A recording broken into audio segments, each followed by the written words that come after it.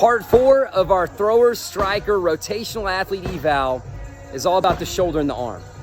So that's a very complex thing to diagnose and evaluate, but we start off by breaking it into two categories: arm strength and arm speed.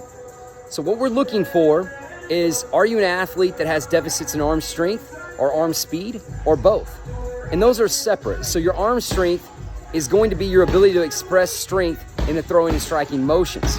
Arm speed is bottom line how fast, from a neurological standpoint, can your body express those motions.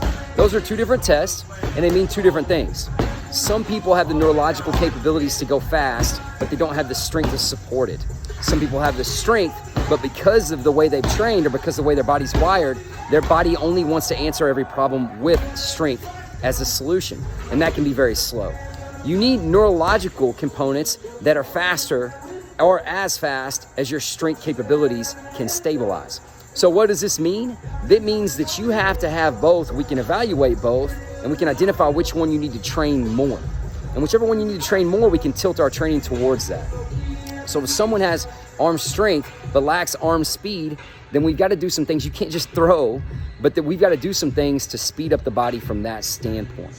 And you're not going to get this from just moving a bar fast. I'm talking about specific drills to the game and or the sports you play. And again, we are going to look at these things from a standpoint of how we train in the weight room and out of the weight room, and from a ballistic and plyometric standpoint. But arm strength and arm speed are separate, and they must be tested as such.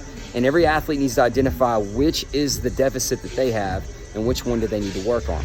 And then lastly, we test to see, and this is a hot topic, but to see if a weighted ball routine is something that this athlete should consider. So there's a few ways to do a weighted ball routine. Number one, biomechanically, you want to be able to feel how and where you're moving in space. Number two, some athletes don't need to throw weighted balls at all. Maybe they just need to hold weighted balls. And number four, do they need to throw weighted balls at any point? And if they do throw weighted balls, should they be heavy weighted balls or light weighted balls? These questions can be answered from the evaluation we do on the shoulder and arm speed and strength, and testing them on if weighted balls are something that we should put into their program. Now again, the shoulder and the arm are much more complex than this. There are therapy screens and other things that we're going to do that are mentioned in other parts of this evaluation and even beyond that, and it's an ongoing evaluation. But this is a good start to give you some objective data and give us a great working plan to individualize the training that goes on inside of APEC.